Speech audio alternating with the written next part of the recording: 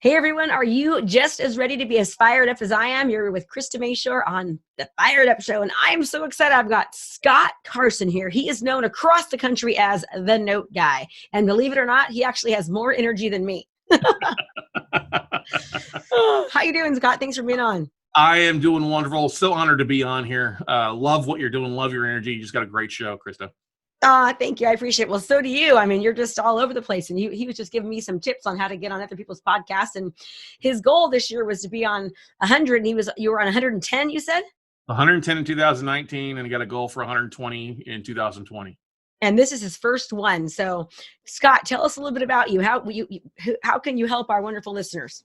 Well, so I've been an entrepreneur since 2002, but an active real estate investor since 2004. Whereas over the last decade plus, I've made my money from marketing and doing stuff for myself, not having a W-2 and being reliant on me to go out and close deals and make money. And so the last 10 years, obviously, it was a bit of an upheaval back 2008, 2009, 2010. And I got out of the mortgage industry where I owned a mortgage company here in Austin, Texas that was doing loans for 30 states across the country to real estate investors, and left that side of the business and jumped in on the side of buying distressed debt. I know that's a little bit different. Who wants to invest in a non-paying mortgage? But over the last 10 years, we bought over $500 million in distressed debt, saved a lot of homeowners, able to keep them in their house is what we prefer to do before having to foreclose on some of them as well. But we always try to rehab the borrower on that aspect of that. And the marketing for that kind of business is completely different than what most people are used to, especially on the real estate side of things. With most people used to going out and putting out flyers or door knocking or bandit signs or things like that. It's a different kind of model since we deal directly with the bank on finding these deals, reaching out directly to asset managers, things like that. So it's a whole different level of marketing and using digital marketing. And I like to, I'm a big fan of using LinkedIn, not only to grow my network, but also to find deals and also get guest hosts on other podcasts as well too. That's great. So that's kind of seem like it might be a little bit of a scary business, but you don't seem like it seems scary at all. It's not scary. I mean, it's not. I mean, we do a lot of good out there. We help a lot of people out there. We're buying in a lot of different states at different times, so we leverage local investors, local realtors, local experts in our vendor list to help us go out, take a look at the property if we need to. We can get them on the phone with the borrower. We've also got a servicing company that deals with a lot of the. When we got troubled children, we just put it off to our attorneys or our servicers to deal with them. So. Yeah, good. Well, good for you. That's an awesome little business. So, let's talk a little bit about marketing. So, marketing is my thing. I'm called the digital marketing queen. Tell me some of what you're doing so that we can help. We have a lot of real estate agents, lenders, local professionals that are listening, and all of them are entrepreneurs, right? And so, give us some strategies that you use that you find helpful that might help our guests listening. So this is one of the best strategies that I love. Now, LinkedIn, I think LinkedIn is one of the best places. It's the hottest social media platform out there for entrepreneurs. So I don't care what niche you're in.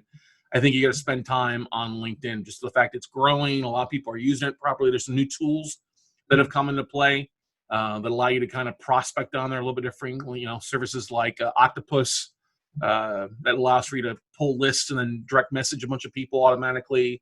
Or Lead Fuse, which is a great service to pull different lists of professionals. So what I like to do is I'm a big proponent. I think you've got to have a complete LinkedIn profile.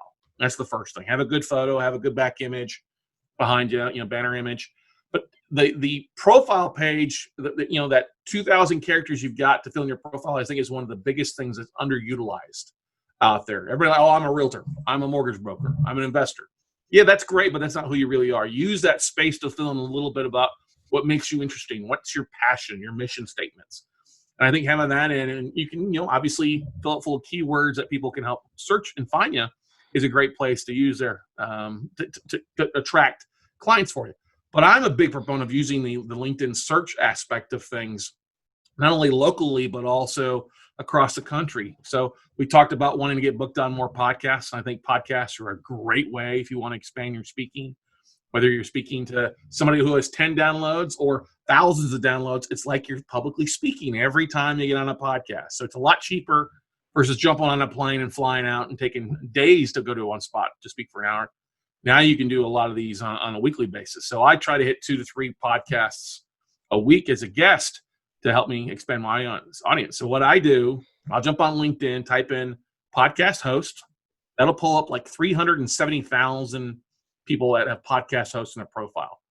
And then I just niche it down from there. Realtor, mortgage broker, real estate Austin, or real estate San Francisco, as a way to help me niche it down. So if I type in real estate, that niches it down from 370,000 to 17,000. And if I niche it down to a second degree connection, that drops it down more. And now I've got really great list of people to reach out to. And I know sending a message, you're limited. So what I did, I took it one step further. Instead of just having the, 300 characters you've got in there, or whatever you can to type a message, I actually recorded a short 2-minute video of me just talking about myself and why I would be a great guest, so that I can just say, hey, I think I'd be a great guest for your show. I'd love to talk with you, maybe do an episode swap or something. But check out this short little video about what I'm an expert and I speak on. And my energy comes across in the video. They see me versus a link, and it's done well for me. I know I booked at least 76 spots last year alone from just using that strategy. And do you say their name personally, or is it just the same video to everybody? It's the same video for the most part, everybody, but I always make that email, saying, customize their first name. Hey, I see you're a host of the show. I'll take a look if I can, if I've got time to go over and take a look at their most recent couple episodes to pick out a nugget or two. But it's hard to customize that video if you wanted to get it out and out. I know some people that are doing that, and that's great. I just like to film it for 2 minutes and then give it to a VA to run with for me if I need to. Is there certain? I'm just going to take some notes right now, because we're not using LinkedIn as much as we should be. We are doing tons of YouTube, tons of Instagram, tons of Facebook, but it's on our list to start doing LinkedIn. So can you go into a little bit more about those tools that you were talking about, Octopus and Search, and the lead views? Because I don't think on LinkedIn you can't just mail blast everyone, right? Right? They won't let you do that. They'll let you do connect with about 100. I've got here's something. I have 17,000 connections right now. The most they'll let me do roughly is about 100 a day of invites a day. And you can, at the most, you're capped out at 2,500 pending invites at any given moment. Okay. For anybody that doesn't know that, 2,500 is a cap. But what I use is octopus.io is a great service. It's relatively cheap too. Inexpensive, less than $100 a month. Remember, I think it's even lesser than that. But it allows for you to go and search. You pull up your search profile on LinkedIn. It's a Google Chrome plugin. And I can go and search and pull up, 6,000 podcasters in California. And then I link my CRM through Octopus CRM. And it'll actually pull all those profiles and allows me to customize it with their first name, last name, business, or whatever. So I can customize the invite that gets sent to them. And then I just put the link in there and I can say, okay, do 100 invites today. And it'll do 100 in the background while I'm working on something else. And then later in the afternoon, I'll jump on and maybe try to do 50 more. But usually the system shuts me down after about 100, 150 a day. So I'll just wait and just do it automatically. And what's great about what it does is it varies the time in reaching the reach out. So it looks like it's a person doing it versus a bot. Ooh, nice. That's great. Okay. So octopus.com and octopus.io. And then what's lead views? Explain what lead views is, and maybe give some examples on how our listeners could use it. So lead views is another LinkedIn specific tool that scrubs LinkedIn for profile. So it'll allow for you to search for specific profiles. So like I use this when I'm searching for like specific niches on LinkedIn. Like with me buying notes, we target special asset managers or secondary marketing professionals, okay, in banks. So we'll go in and type in special assets and location United States, and I can ask it to find profiles where the people have are showing their email. Now, LinkedIn made a big change 2 Thanksgivings ago where it hid everybody's email address, where if you exported your database, it would give first name, last name, email address beforehand. But now they've hidden that unless you actually manually go in there and do that now. So it's harder to export your database and put it into a newsletter if you want, or spam them a little bit that way. But with lead views, it'll allow for you to pull their information, their LinkedIn, URL, like linkedin.com/one Scott Carson's mine. Mm-hmm. And you can export that list now and then I can upload that list of special asset managers into Octopus, and it'll automatically just go out and start connecting with them automatically for me without having to do a lot of work on my end. And then when you're connecting, like what kind of things would you, or should people be saying and doing? So what I do is a very similar thing with when I'm reaching out to asset managers. I say, hey, it's like Krista.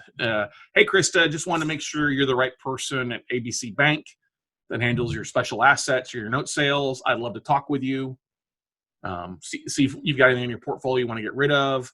And then I can include a link to either my website, a link to my Calendly booking thing. So I have them book 15 to 30-minute phone calls with me. So it fills up my schedule with bank phone calls.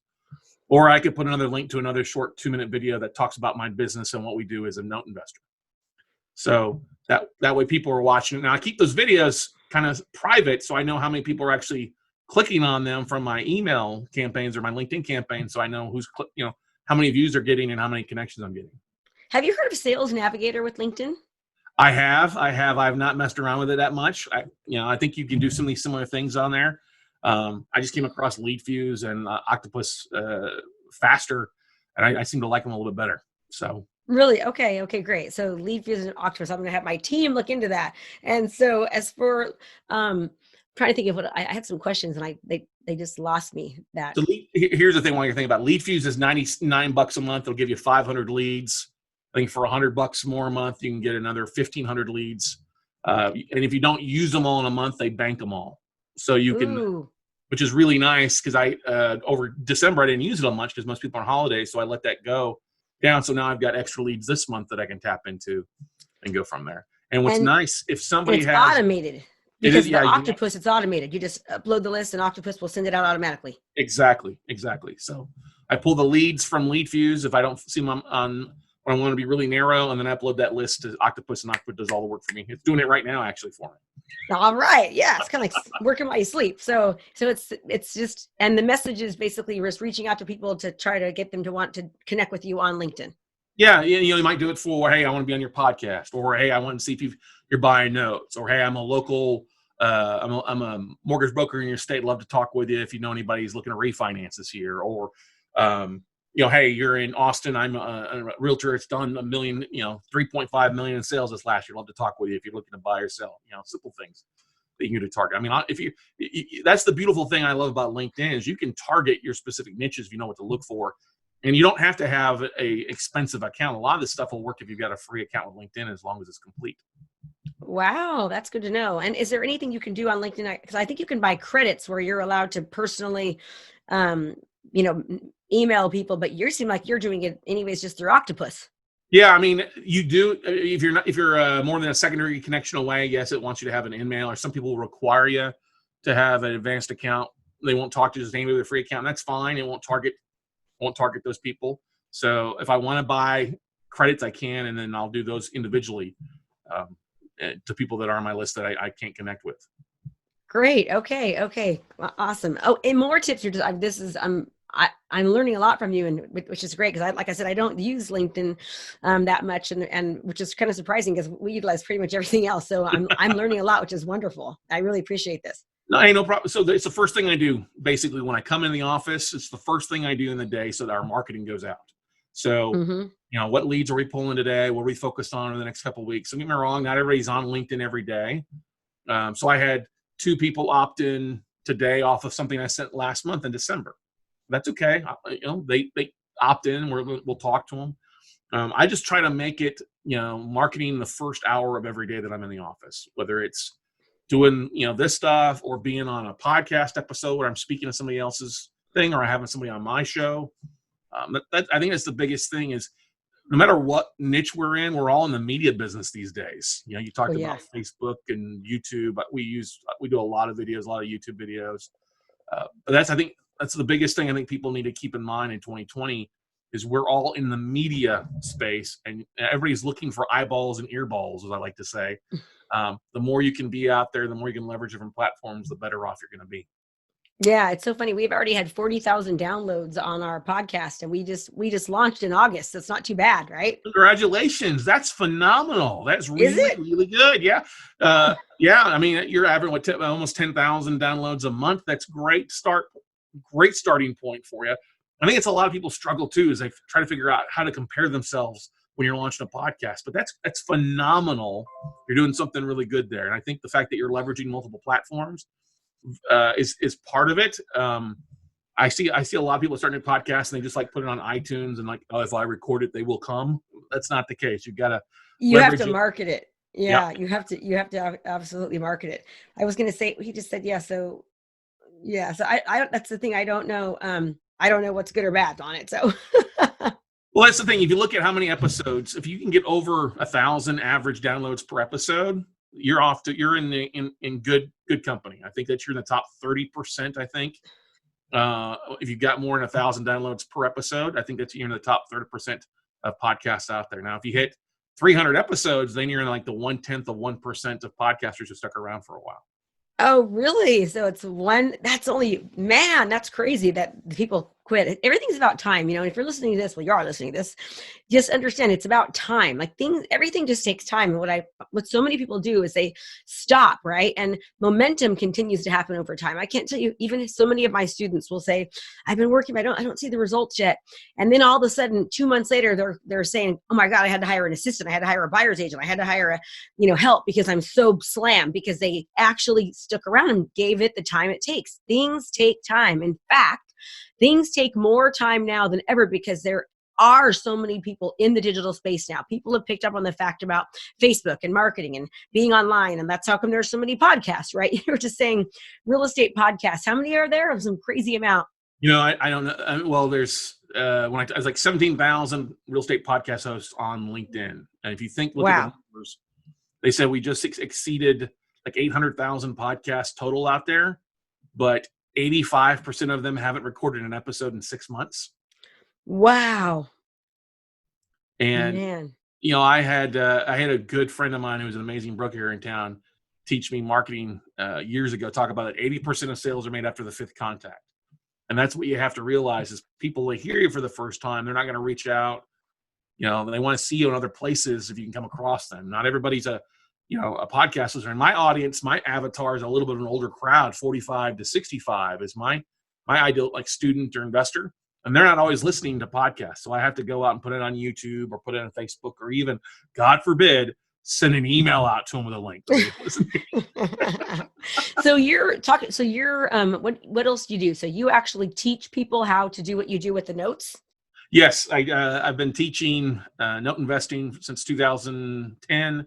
I was the note educator of the year in our niche back in 2014 and runner-up 2 years ago.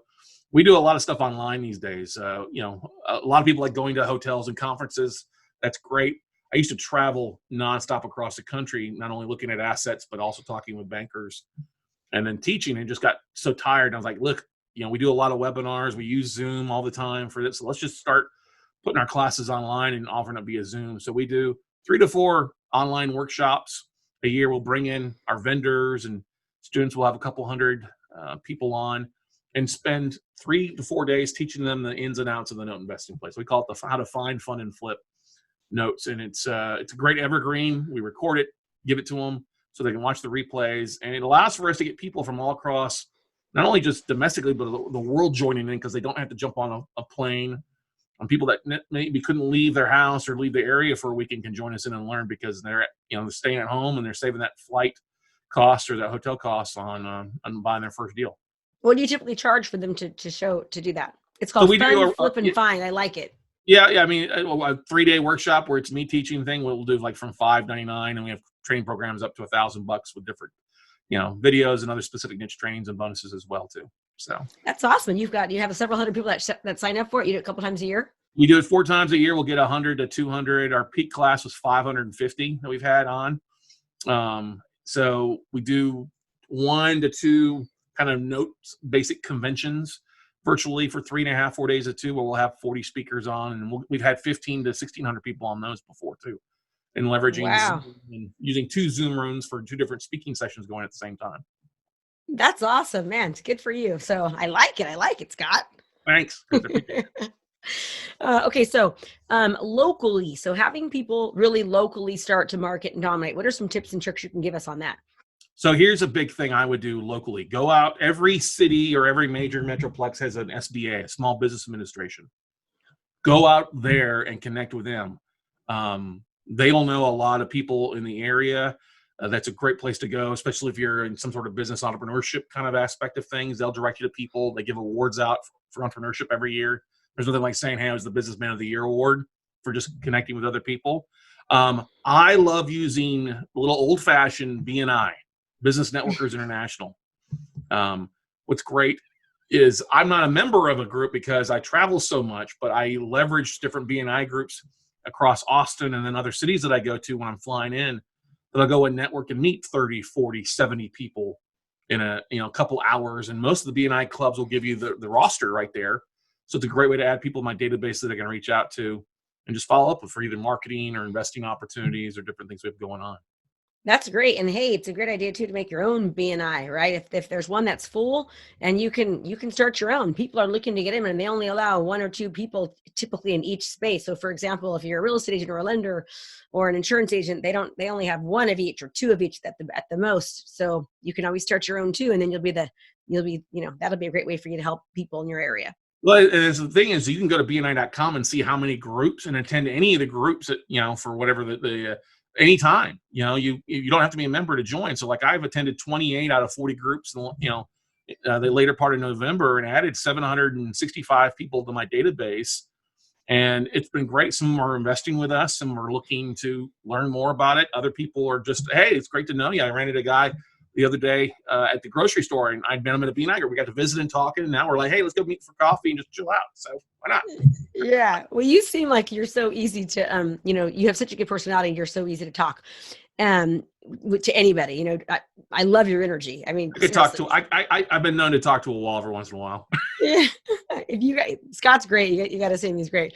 Okay, so Scott Carson texts notes to. He says you want to learn about notes. You can text notes NOTES to the number 72000. He'll give you some information about notes and about his program. The name of his podcast is the Note Closer Show. So the Note Closer Show. If you want to hear more from Scott, his energy is just awesome. Just even getting a piece of his energy every morning is going to help you have a better day. More, Scott, give me more. So our podcast is focused on the note industry, but we also do a lot with mindset, entrepreneurship, business. We had a great guy on yesterday morning, Patrick Precourt, who's been in the real estate industry for years, first cut his teeth in short sales, and then he was also the individual that helped with Fortune Builders build their big training stuff up. So he's got just a great guy out there. But I'm a big I'm a big fan of working with entrepreneurs. I mean, I think there's so many things that we as entrepreneurs don't know, what we don't know, and you just need somebody to reach out to and talk to and bounce ideas off of. And so that's kind of the idea of the Note Closer Show. Is we're such a little niche kind of thing in the real estate field of all the different types of podcasts or real estate focus out there, that we just started to create. We created this show 3+ years ago to provide people with an avenue for learning and specific niche things that happen in our industry, but it's just also a great way to work with the entrepreneurship mindset too. So Absolutely. I'm all about constantly learning and just trying to better ourselves, and especially as entrepreneurs, right? Keeping your mindset right is important. I always tell my students that, hey, I can give you the blueprint for success, but if your mind isn't right, it's not going to matter. You got to get that, work on that first, and work on it always. It's a never ending thing. It's especially with the kind of world that we live in, right? We see a lot of negativity out there. It's so fast paced. There's more depression and anxiety than we've ever had in history, even for young people. The statistics on young people. So if you've got kids out there, really, really try to help with them and get them, learning early on and infusing their brain with positivity. My daughter, she actually drives every day for an hour and a half to and from beauty college, and I have her listening to audibles, and I'm like, promise me you'll do it at least half the time each day. And at the end of a year, she'll have listened to so many books just by doing that each day. So don't let your kids waste their time. Talk to them about infusing their brain when they have free time. Yeah, this 4 to 6 inches between our ears is the biggest tool we have, but it also can be the biggest hurdle we have if we don't have that set up. And I know so many people have many goals that they want to reach in 2020 in the new year. Well, I mean, if you want to make $100,000, you've got to get your mind into that $100,000 mindset. If you've got a $20,000 mindset, you're not going to reach $100,000.